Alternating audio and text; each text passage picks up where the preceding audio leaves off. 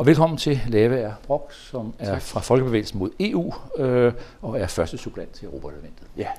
Og første spørgsmål, hvad er der galt med en tilvalgsordning? Tilvalgsordningen vil betyde, at vi afgiver suverænitet til EU på retsområdet.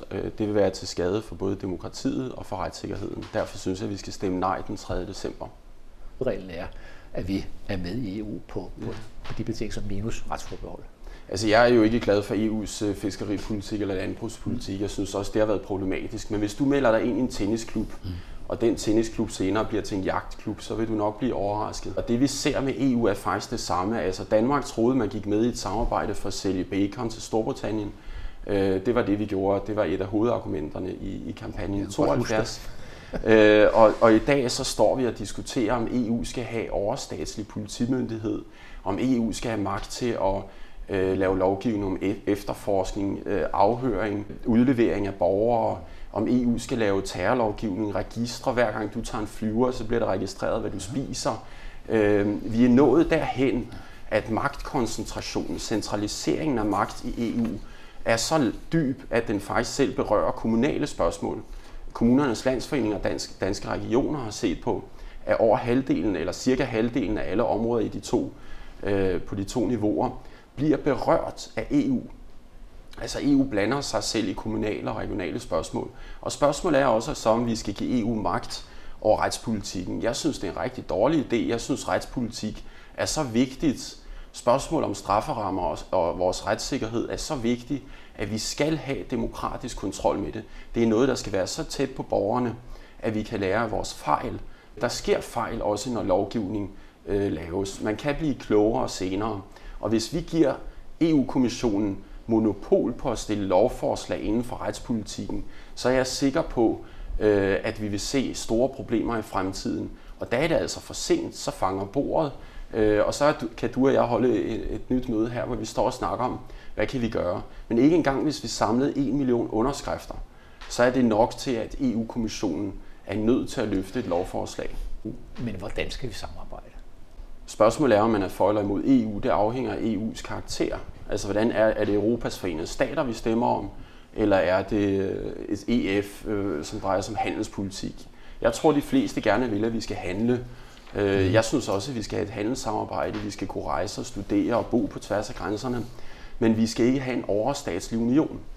Det vi kan se i Folkebevægelsen mod EU, det er, når du laver meningsmålinger, hvor du spørger, om folk vil, at magten skal flyttes til EU, og vi skal have det overstatslige, så er der klart, at folk bliver modstandere. Folk i Danmark ønsker ikke Europas Forenede Stater, de ønsker samarbejde.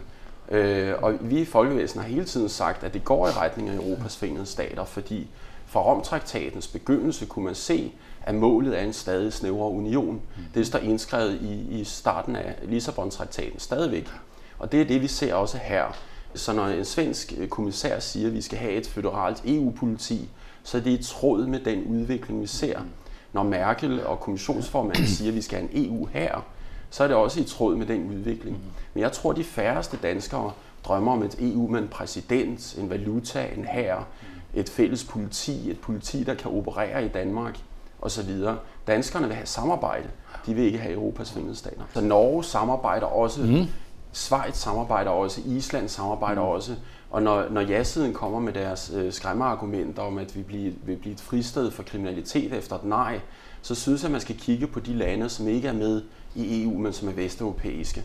Der er altså ikke større kriminalitet i Norge, Schweiz og Island, end der er i EU-landene. Og man kan samarbejde uden at deponere sin magt i Bruxelles, uden at give EU-kommissionen monopol på at stille lovforslag, så kan man godt samarbejde. Så der er ingen i Danmark, der er modstandere af samarbejde. Folkebevægelsen er varme tilhængere af internationalt samarbejde. Det vi er modstandere af, det er at afvikle demokratiet og flytte magten til Bruxelles over så vigtige spørgsmål som retspolitik, men generelt flytte magten til Bruxelles er vi modstandere af. Og det vi kan se er, at det har på ingen måde styrket vores demokrati. Ja. Der er jo Europaparlamentet. Ja. Som jo ikke har lovgivende magt på samme måde, som man kender fra de nationale. Fordi det er for dem gjort mere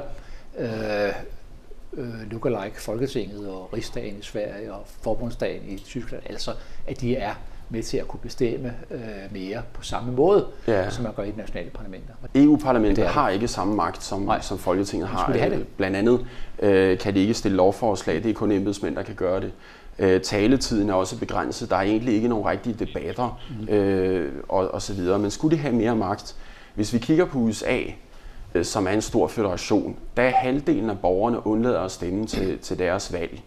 Det synes jeg er en utrolig dårlig udvikling, og vi kan se, jo mere magt man har givet EU-parlamentet, jo mindre deltagelse er der i demokratiet. Så jeg synes, det er en forkert vej. Med, at når de ikke stemmer derovre, så har de ikke noget folkeregister, som vi har i Danmark for eksempel. Der kan man sende en stemmekort ud, når man er over 18 år. Ja, det er ret vigtigt. Men for hvert EU-parlamentsvalg, der har været, så er stemmedeltagelsen i EU faldet. Vi havde den laveste stemmedeltagelse på EU-niveau i det sidste valg i 2014, så man får ikke mere demokrati af at deponere det i EU, tværtimod.